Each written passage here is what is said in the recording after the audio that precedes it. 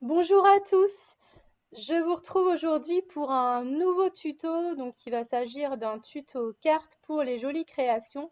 Mais avant d'entamer ce tuto, je voulais vous présenter mes meilleurs vœux pour cette nouvelle année, donc l'année 2022.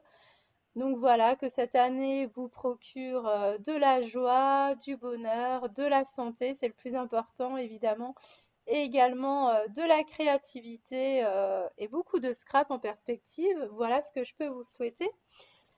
Donc là, nous allons faire une carte très douce, vous le verrez, avec la nouvelle collection hivernale de Les Jolies Créations.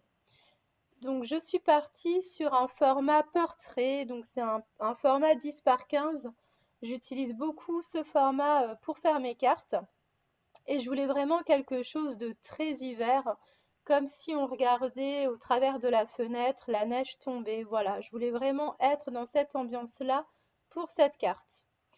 Donc, nous allons faire un shaker et pour ça, il va vous falloir 4 cadres de 10 par 15 cm et il faut que votre cadre mesure 1 cm de largeur.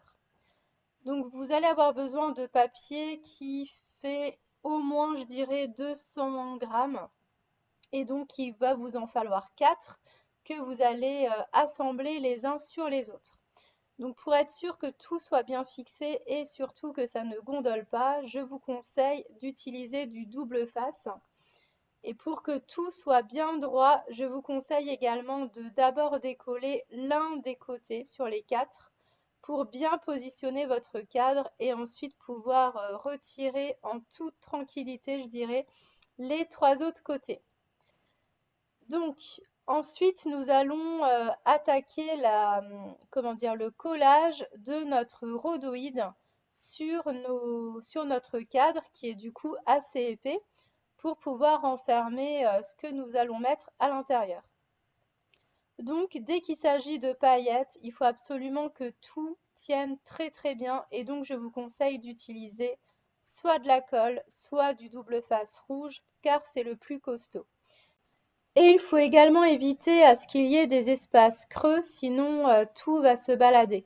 Donc si vous voyez qu'il y a un petit jour qui se crée parce que quand vous racolez vos bandes de double face, vous voyez un petit espace, donc n'hésitez pas à remettre du double face juste à côté de manière à être sûr que tout reste en place.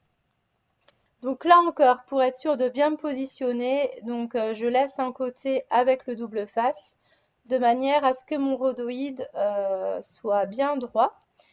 Et ensuite, je referme le tout. Alors, cette fois-ci, je ne voulais pas mettre des paillettes. Je voulais vraiment, comme je vous l'ai dit, quelque chose de très léger et qu'on ait l'impression de regarder des flocons de neige qui tombent au niveau de notre fenêtre. Donc je vais utiliser de la fausse neige. Voilà, c'était un pot que j'avais acheté il y a plusieurs années et puis il m'en restait. Donc je vais partir là-dessus. Au préalable, j'avais découpé dans un des papiers imprimés de la collection, donc toujours un rectangle 10 par 15 et je me suis créé des carreaux, donc voilà, comme si on était à notre fenêtre. Entre chaque carreau, il me semble qu'il y a 1 cm. Alors, je n'ai plus les calculs en tête, mais voilà, c'est quelque chose d'assez simple en fait. Vous faites comme avant, comme si vous aviez votre cadre, sauf que vous, comment dire, vous tracez au crayon de bois donc vos 4 rectangles de manière à ce qu'il y ait à chaque fois 1 cm d'écart entre chacun des carreaux. Donc, une fois que tout ça c'est bien fait, vous allez maintenant ajouter votre fausse neige.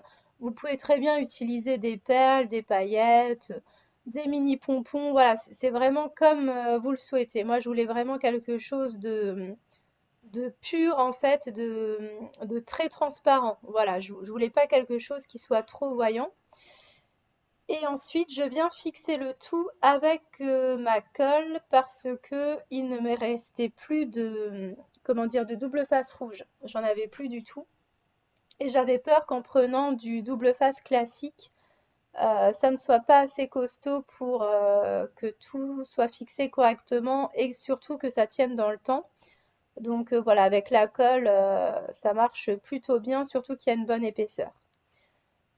Donc on appuie bien avec un plioir de manière à ce que tout soit bien en place. Et alors vous le voyez au niveau de mon fond de carte, en fait, j'ai choisi un papier. C'est le papier avec les maisons, si je me trompe pas. Et on a l'impression que ça fait un sol en fait en bas. Donc voilà, j'aimais bien en fait prendre ce papier-là parce qu'on dirait vraiment que on voit la neige en fait au travers de la fenêtre et puis on devine l'horizon au loin, donc c'est l'horizon sur fond bleu. Ensuite, on va attaquer la décoration. Donc je voulais principalement du blanc et de la transparence. Donc vous avez notamment dans la nouvelle collection un tout petit tampon. C'est un tampon qui représente une boule de Noël dans laquelle il y a un paysage enneigé avec un chalet, un petit oiseau. Il est vraiment trop mignon. Et je l'ai embossé 2 fois sur papier calque. Et j'adore le rendu justement de cette boule de Noël sur calque. Vraiment, ça apporte beaucoup de douceur, je trouve, et on voit vraiment bien les détails à l'intérieur.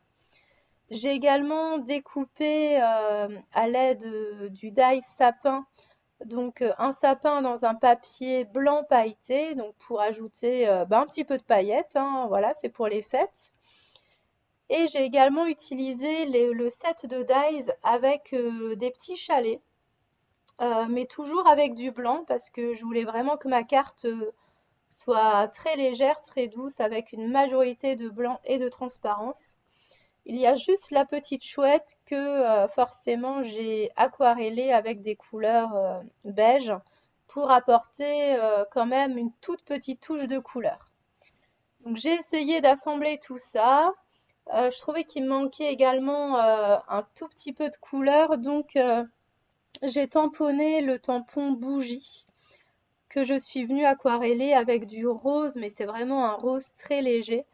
Et je trouve que le rose pastel, ça rajoute un petit peu de douceur.